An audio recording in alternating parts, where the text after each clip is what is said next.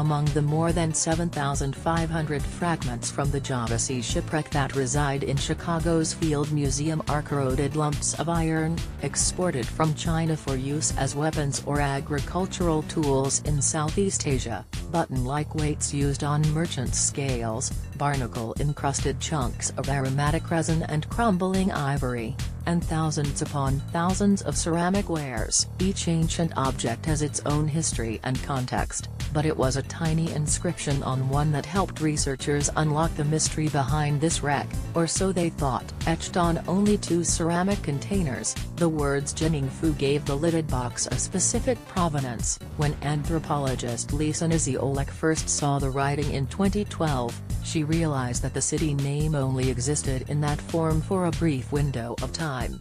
Fu designated Jining as a southern Song dynasty superior prefecture beginning in 1162. By 1278, the city had changed to Jining-lu, a new designation bestowed by the invading Mongol leader, Kublai Khan, that seemed to fit perfectly with the shipwreck's initial date of mid to late 13th century. This, Niziolek thought, was the smoking gun.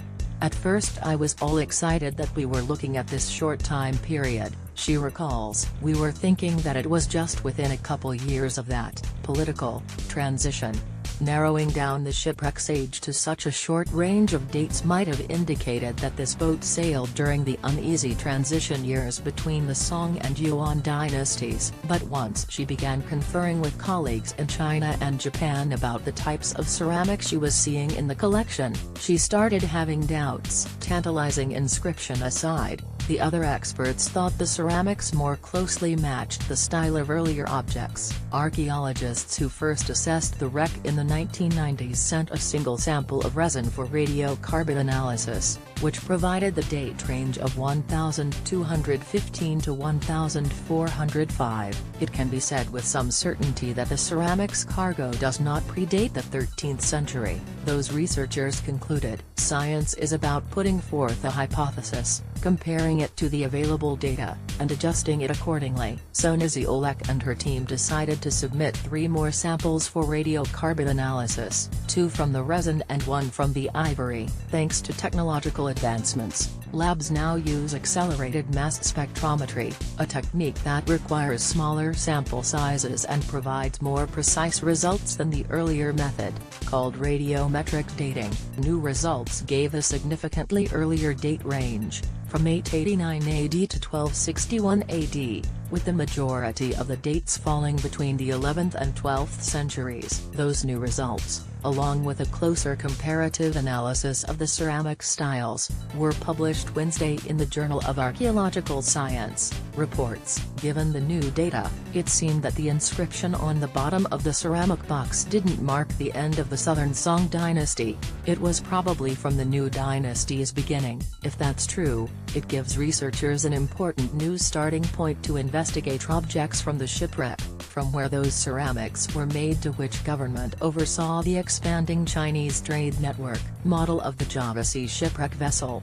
built by Nicholas Birmingham, John Weinstein, Field Museum. That there's anything to be studied at all from the Java Sea shipwreck is something of a miracle. The wreck was discovered by fishermen, drawn to the site by the birds feeding on swarms of fish that lived in and around the debris. In the 1980s, some point those fishermen began diving down to the wreckage, submerged beneath 85 feet of water in the heavily trafficked Java Sea, south of Singapore and near Borneo. In 1993, one of them sold the knowledge of the wreck to a commercial salvage company, which began removing thousands of pieces from the site. At the time, this type of activity was legal under Indonesian law. In 1996, a new salvage company, Pacific Sea Resources, resumed retrieval of the objects, this time with the participation of archaeologists and other experts. By this point, those experts estimated that of the 100,000 pieces of ceramics originally on the boat,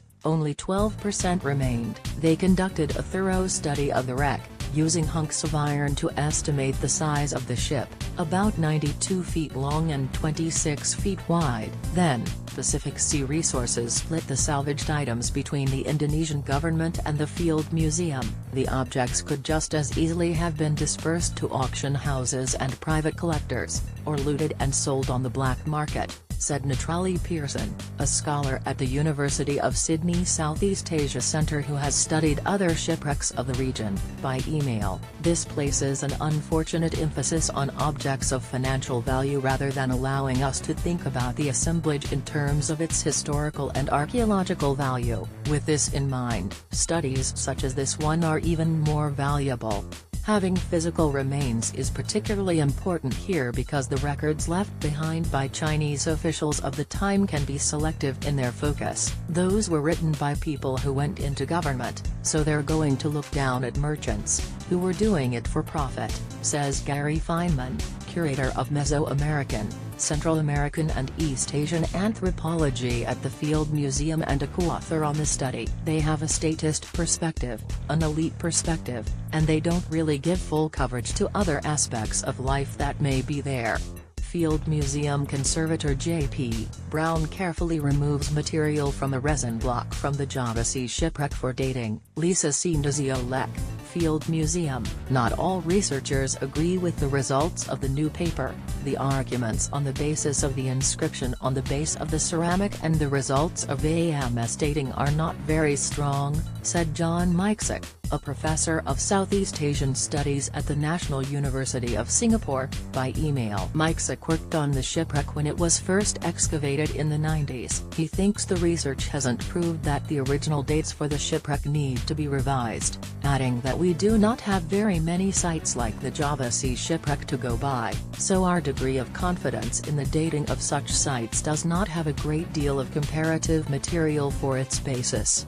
That said, Meixek does agree that there's plenty to learn from continued analysis of the ship's cargo. He hopes that at some point more wrecks will be discovered and catalogued, and that a database might be created for comparison of such materials, including ceramics and the assortment of personal items that were on the ship. Niziolek is already beginning to draw insights from the materials we have. Although we don't know the identity or fate of the merchants and sailors aboard the ship, we do know they transported their goods during a period of upheaval for China, and for Southeast Asia more broadly. The Southern Song dynasty, founded in 1127, came about as a result of the northern chunk of the country being lost to invaders. Around the same time, it became legal for Chinese citizens to go overseas to trade. Previously, only foreign merchants could come to Chinese port cities and sell products. At this point, goods moved across much of the world on a sort of maritime Silk Road.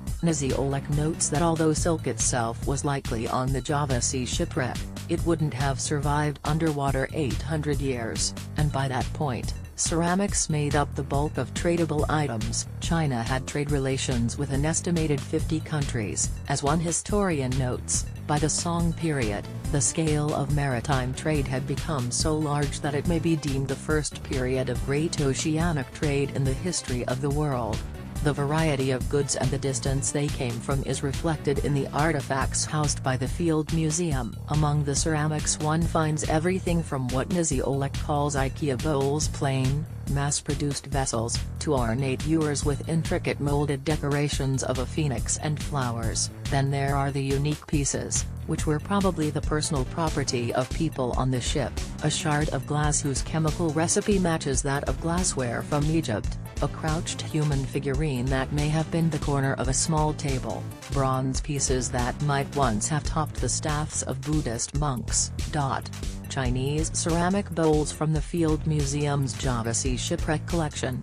Karen Bean, Field Museum. But there's also the issue of the material being dated. Both the ivory and the resin were submerged in water for 800 years, which degraded their condition.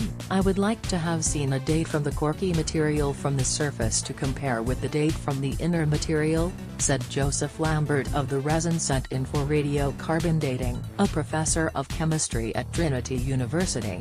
Lambert was involved in an earlier study on the resin, but not in this one. Whatever their opinions may be on the likely date for the shipwreck, All the researchers agree on one thing: finds such as this are all too rare. The Java Sea has been an important passage in trade routes for centuries. Thousands of shipwrecks litter the seafloor, from more than 1,000 years ago to the World War II era and beyond. Unfortunately, too many of those wrecks have been looted, or damaged in practices like blast fishing. While it is wonderful that we are in a position to conduct new research, my concerns going forward relate to the fate of shipwrecks that are still in Indonesian waters, Pearson says. Indonesia has new legislation to legally protect underwater cultural heritage, but, as the recent destruction of World War II ships in the Java Sea demonstrates, Indonesia's ability to physically protect wrecks remains limited, which makes this shipwreck all the more rare and valuable for researchers. Thanks to the fact that these objects belong to the Field Museum,